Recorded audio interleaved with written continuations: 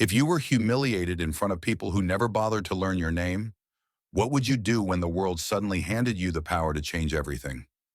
The rain beat steadily against the gray stone building of Sinclair and Pierce attorneys, each droplet another reason for Amara Bellamy to turn back, to disappear, to vanish the way everyone always expected her to.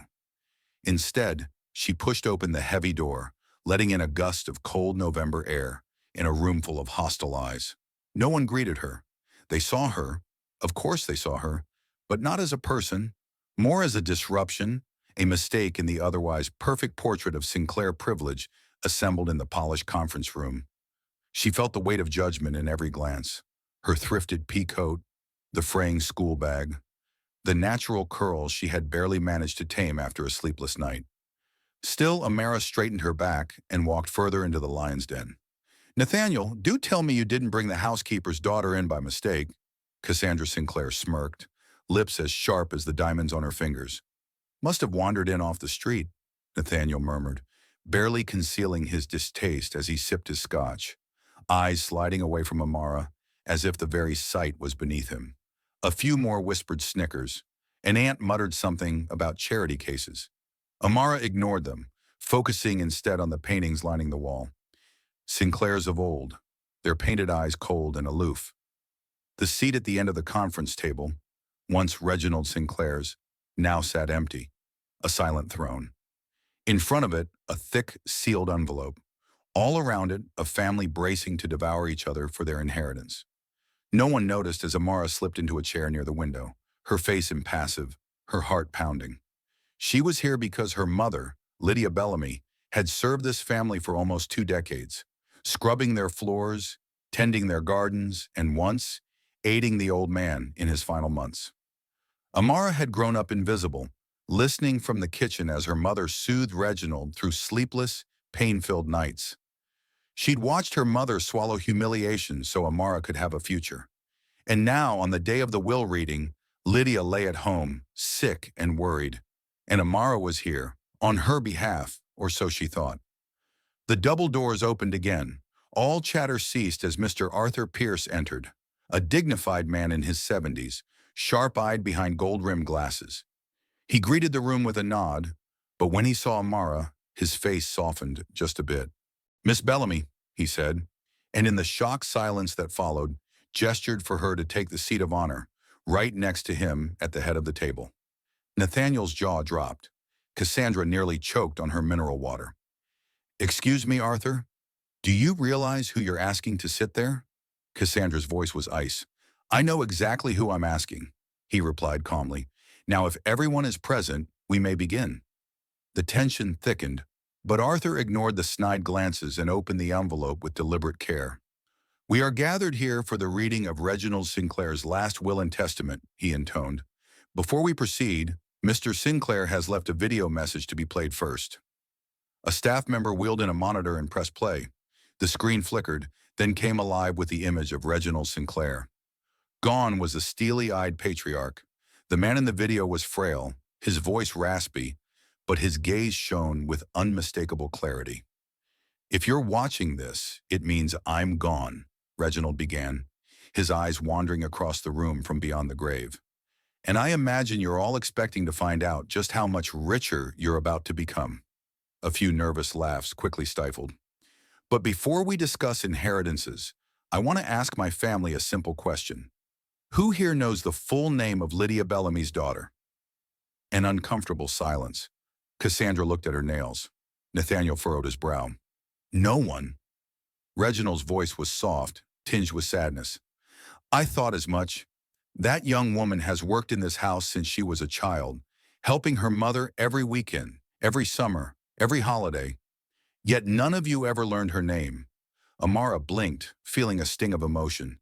Even in death, the old man saw her, remembered her. "I watched how you treated her," Reginald continued, "and all our employees, as if they were invisible, as if they had no story worth knowing. But I saw something else, a resilience, a kindness, a determination I didn't always see in my own flesh and blood." A pin could have dropped. Nathaniel's face turned red.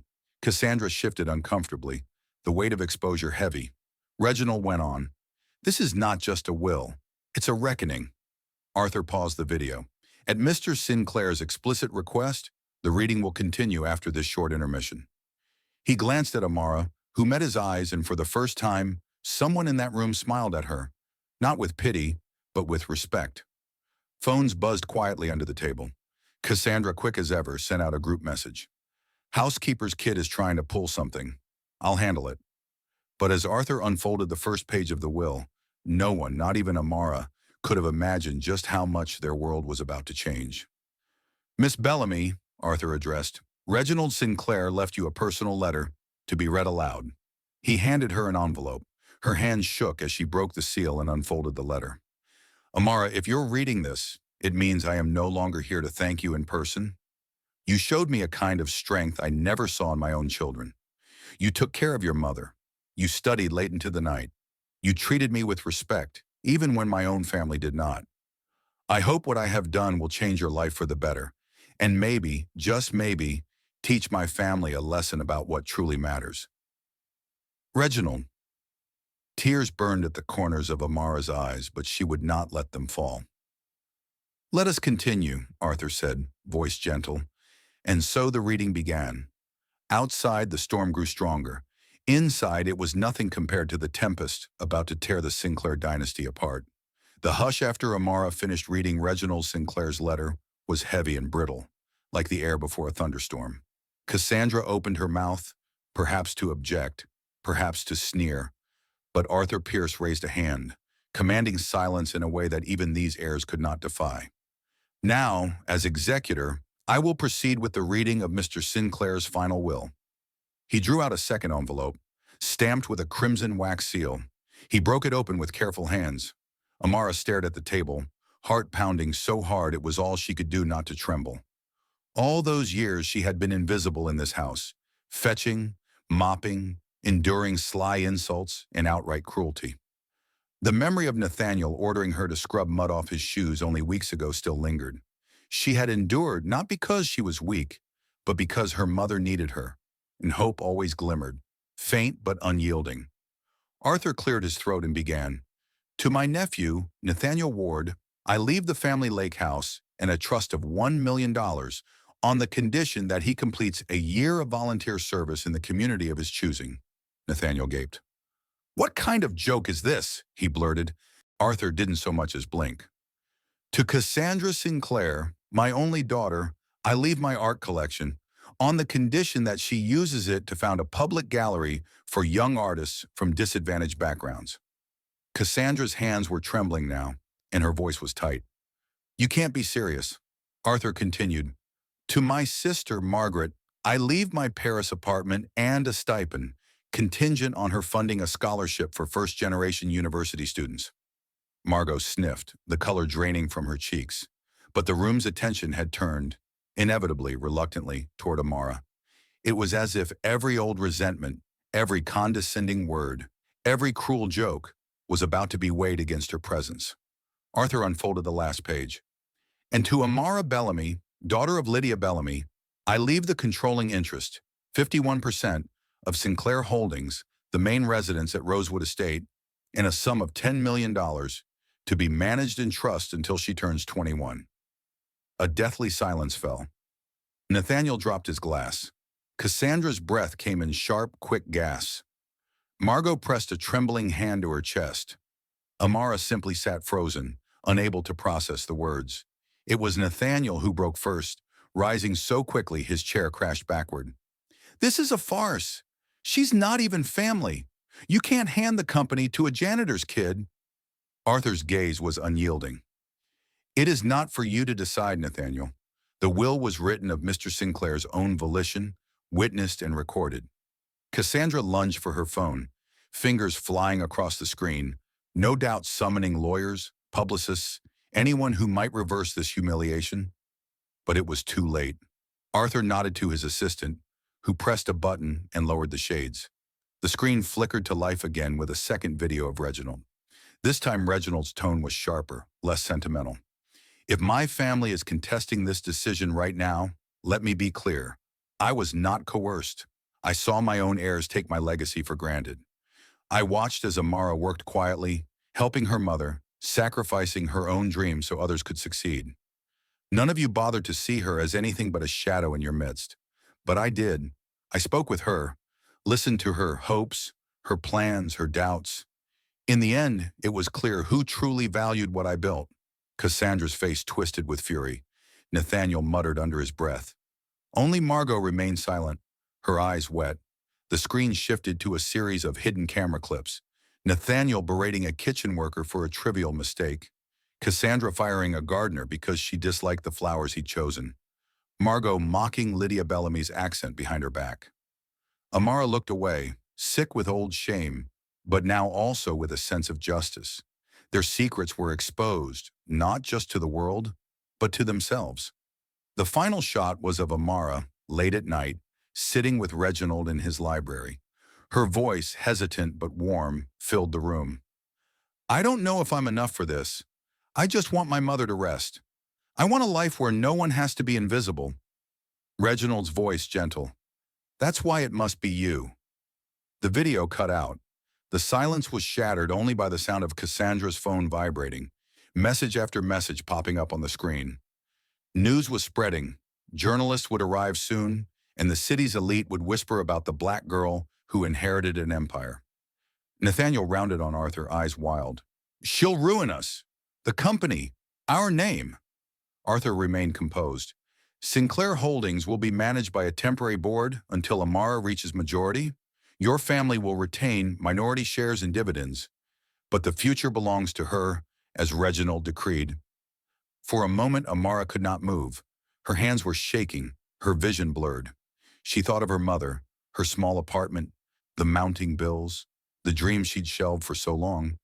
Suddenly, the weight of history, of every slight, every exclusion, every whispered insult crashed down, not as defeat, but as fuel. She stood slow and deliberate and met Nathaniel's gaze head-on. Your grandfather built this company from nothing. He taught my mother that dignity matters. I will not forget that lesson. Nathaniel sneered. You think you can run an empire? You'll fail. You're a charity case, nothing more. Cassandra added, her voice cold as winter. You may have the paper, but you'll never belong. We'll fight you every step. Amara did not answer them. She didn't need to. The anger and disbelief swirling around her now only clarified her purpose. She turned to Arthur, who offered the faintest nod, a signal that the future could perhaps be rewritten after all. The doors burst open as security entered, ushered by Arthur's quiet signal. We need to clear the room, Arthur announced. Miss Bellamy has much to discuss, and the press is already at the gate. As the other heirs were escorted out, some raging, some in tears, Amara lingered a moment in the empty room. She let her fingers brush over the old oak table, tracing the scars and notches left by generations of Sinclairs, by her mother's scrubbing hands, by history itself. Outside, the world was changing. Inside, a revolution had just begun. But Amara's journey was only starting. The question remained, would she seek vengeance or something greater? She closed her eyes and for the first time in years, dared to imagine a life defined not by other people's scorn, but by her own vision of justice. 6 months had passed since the day Amara Bellamy became the unexpected heiress of the Sinclair empire. In those first days, the news had crashed across the city like a tidal wave. Journalists camped outside the Rosewood estate. Gossip columns feasted on every detail, from the color of Amara's coat to the price of her mother's hospital bills. Some headlines were venomous. Maid's daughter to run Sinclair Holdings? Others were cautiously optimistic. A new era for the Sinclair legacy? But while the world buzzed and judged, Amara moved quietly. She was still only 17, balancing her last year of high school, hospital visits to her mother, and the massive responsibility now thrust into her hands. There were days she felt crushed by the weight of it all, the legacy of an empire, and the burden of every prejudice it had ever fostered. From the very start, Nathaniel and Cassandra did all they could to fight her. Legal threats came daily. Hateful rumors bloomed across social media. In board meetings, executives whispered about her behind her back. There were anonymous letters, veiled threats, and even a few snide interviews with minor family members predicting Amara's inevitable collapse. But for every voice wishing her to fail, there were dozens who saw her quietly rebuilding. Amara's first act as controlling shareholder was unexpected. She called back workers who had been dismissed in the previous decade, many for trying to organize or simply for speaking up. She listened to their stories one by one. She met with the janitors, the groundskeepers, the cooks, people who had labored, invisible and underpaid, for a company that had long forgotten them.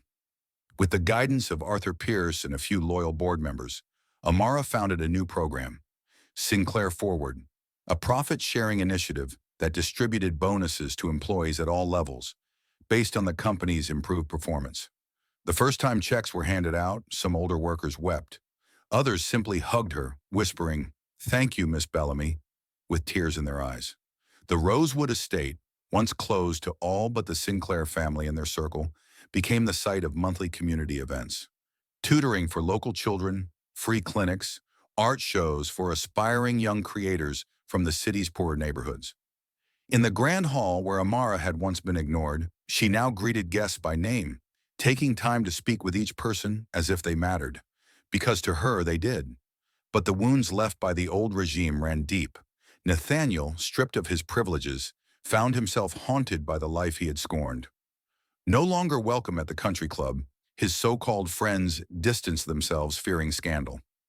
For a while he continued his legal battle, until video footage, prepared in advance by Reginald, surfaced of Nathaniel shouting racial slurs at a young driver. The story broke nationally. Within weeks, he lost his seat on every board. Cassandra, always calculating, initially tried to rally allies among the city's elite. But she too was undone, not by Amara's vengeance, but by her own arrogance. When a reporter uncovered the story of Cassandra's secret layoffs and fraudulent charitable donations, public opinion soured. At first, Cassandra refused to take part in the new direction Amara was building, convinced it would fail. But in the end, the community gallery she was forced to establish became a source of healing, not just for the city's young artists, but for Cassandra herself, who began for the first time to see beyond the limits of her own world. One cold morning, as Amara prepared for another board meeting, she found a letter on her desk. The handwriting was unfamiliar, sharp and nervous. She opened it. "Miss Bellamy, I never understood what it meant to be invisible until now. I'm sorry for everything. If there's still a place for me to try to learn, I'm ready." Nathaniel Amara read it twice, then 3 times, her heart heavy but hopeful. This, she realized, was the beginning of true change. Not the transfer of money, but the shift in the human heart. Her next act was the most radical of all, standing before the new board, comprised not of lifelong executives, but of former workers, community leaders, and a few experts who believed in her vision. Amara proposed something that would have made the old Sinclairs sputter with rage. "I want to transfer the deeds of the disputed lands, those taken from families generations ago, to the communities that once lived there," she said. "And I want us to establish a social responsibility division, investing 10% of annual profits into education and healthcare for our city's most vulnerable." For a moment, the room was silent, stunned by her audacity. Then, one by one, they nodded. Dr. Miranda Lewis, the former union leader now on the board, smiled at Amara. "You're building something no one here ever dared to imagine." "It isn't just about building," Amara replied, her voice steady. "It's about repair, about finally seeing the people we were taught not to see. The first year was brutal. Mistakes were made. Media attacks were relentless. And there were nights when Amara cried alone, thinking she'd never be enough. But slowly the tide turned. The company's profits stabilized, then grew. Workers were more loyal than ever. The Rosewood estate became a symbol, not of untouchable wealth, but of hope and possibility. And in all this, Amara never lost sight of her mother. Lydia Bellamy's health improved, thanks to the best care money could buy. She watched her daughters rise with pride and gentle worry, forever reminding Amara to stay kind, to remember where she'd come from, and to forgive those who had wronged her. One year to the day after the will reading, Amara stood before a crowd of employees, partners, community members, and former Sinclairs in the Grand Hall. "Power means nothing if it isn't used to lift others up," she said, voice resonant in the vast room. "My inheritance isn't the money or the title. It's the chance to change the story. For everyone who ever felt invisible, today we are not just rewriting the will, we are rewriting the future. As applause thundered, Amara caught sight of Nathaniel standing in the back, dressed in the simple uniform of the company's new community outreach program. He met her eyes, nodded, a sign of peace, not friendship, but understanding. Later, as dusk fell, Amara walked the old estate gardens, thinking of Reginald, her mother, and all those who had come before. She thought about the walls that had once kept her out, and realized with quiet awe that she had turned them into bridges. For the first time, she allowed herself a soft, triumphant smile. She had not inherited revenge. She had inherited the power to transform. And somewhere in the heart of the city, 1,000 stories like hers were beginning. Because one girl, underestimated and humiliated, had refused to disappear.